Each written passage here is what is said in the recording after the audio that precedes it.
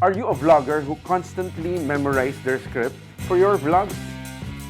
Do you need a way to read your script without looking off camera? This is the solution. Hi, my name is Magpayo. I'm a filmmaker and photographer.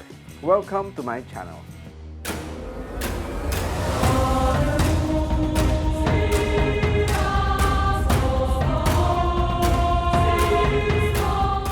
In this video, I'm going to unbox and review the Inmei X1 Teleprompter.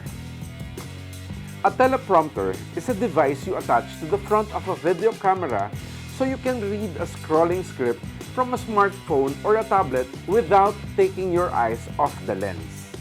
It will make you look like you are not reading from off-screen, and it will lessen the takes needed because you don't have to memorize your script. Now, let's open the box.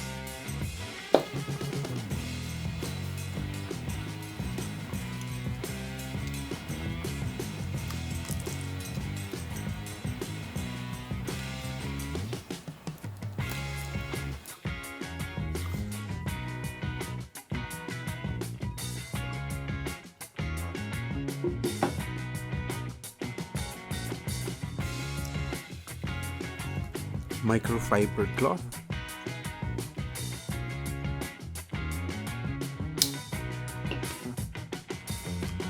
user's manual,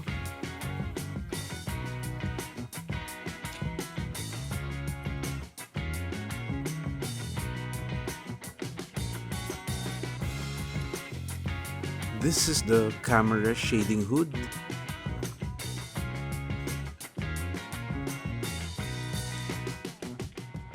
phone shading plates,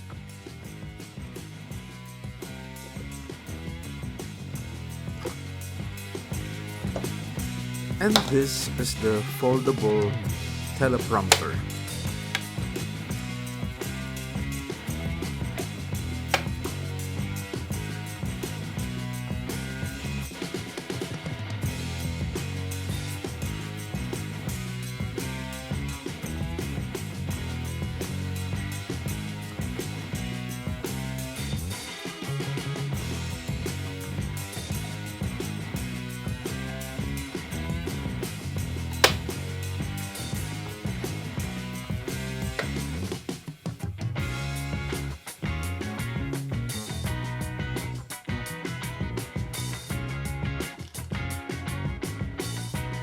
This is the Z-shaped tripod head.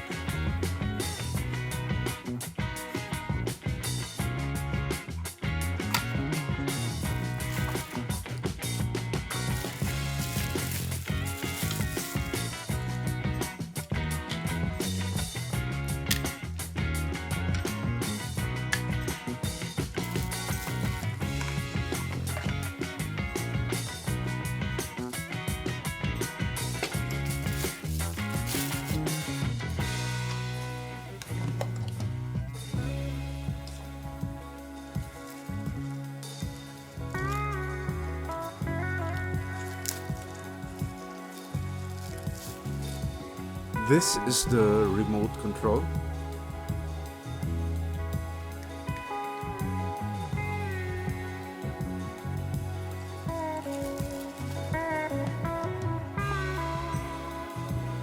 .1/4" screws. This is the quick release plate.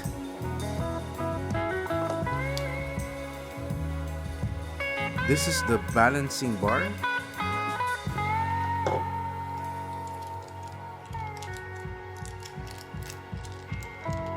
Several 1/4" screws.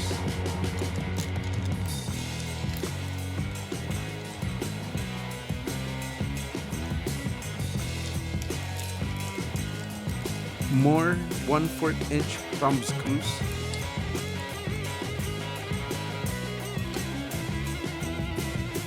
Screwdriver.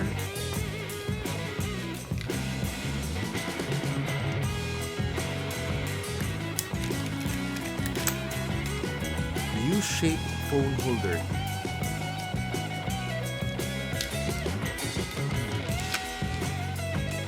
And this is the L-shaped phone bracket.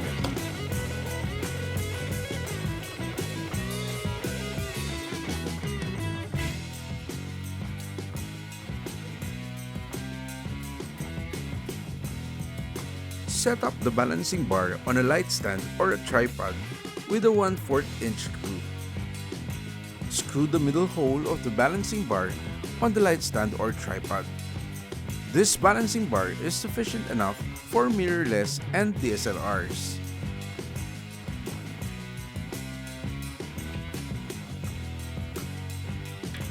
Unfold and install the teleprompter on the front end of the balancing bar.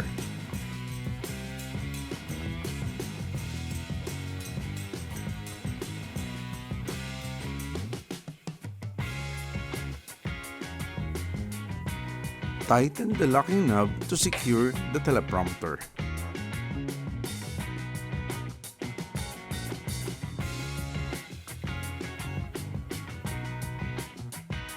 Install the L-shaped bracket on the front platform of the teleprompter. The L-shaped bracket is adjustable for mobile phones up to an iPad mini.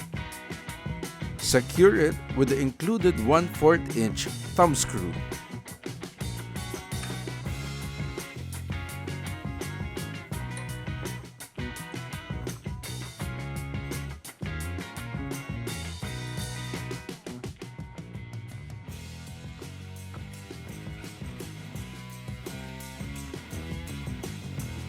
Install the camera hood on the rear of the teleprompter.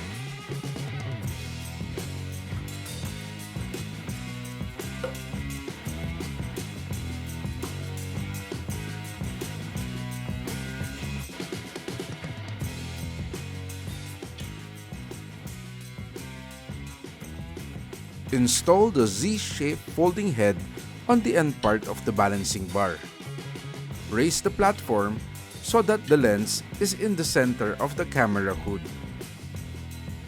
You can adjust the C-shaped head forward or backward if necessary. You also need to adjust the teleprompter on the balancing bar. Now, you can mount the camera on the C-shaped head. Adjust the camera or the teleprompter so that the lens is almost touching the glass. Make sure that the lens is in the middle of the shading hood. Then, secure the hood with the drawstrings.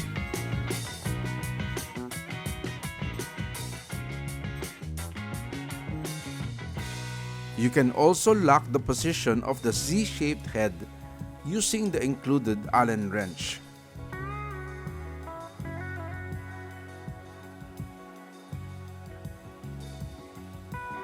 Now, install the source mobile phone or tablet on the front platform.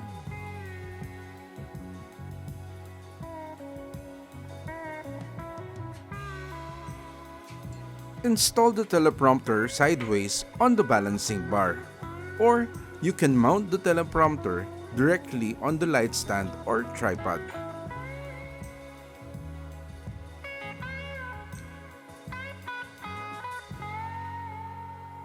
Install the appropriate light shading hood.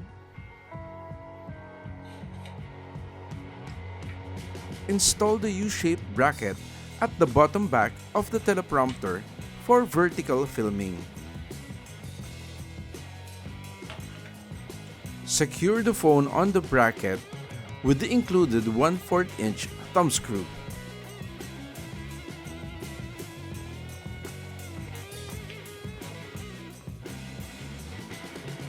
You can also use the quick release plate to mount the camera on the side for horizontal filming.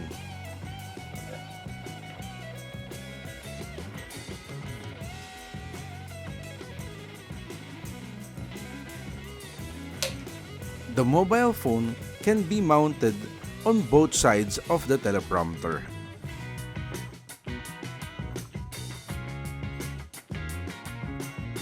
Download the free Inmei app on Google Play or Apple Store.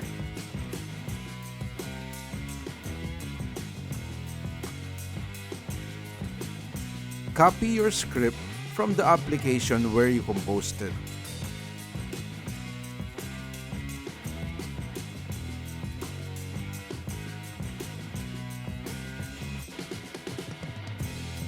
Then, paste it on the Inmei Teleprompter app.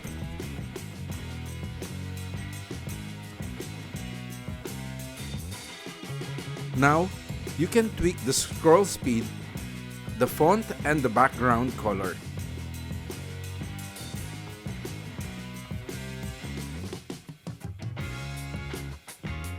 The Inmei Teleprompter includes a wireless remote controller. To set up, install two AAA batteries. To turn on, press the power button for 2 seconds. Then pair the remote with your tablet or phone via Bluetooth. Blinking means it is pairing. LED off means pairing is successful.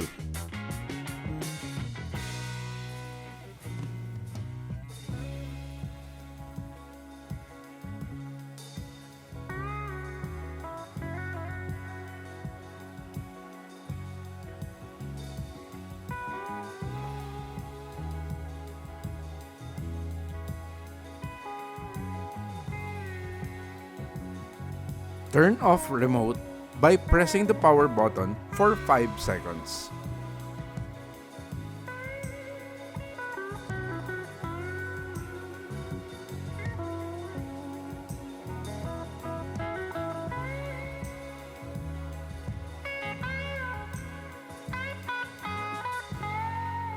Before, we used printed scripts on paper and mount it below the lens of the camera. The subject's eyes are obviously looking below the camera lens. Now my clients will appreciate the ease of reading from a teleprompter. Right now, I am reading my script on the Inmei X1 Teleprompter. It requires less takes for me since I do not have to memorize a long script. The Inmei Teleprompter fits perfectly on my existing camera rig, making my setup look more professional than before.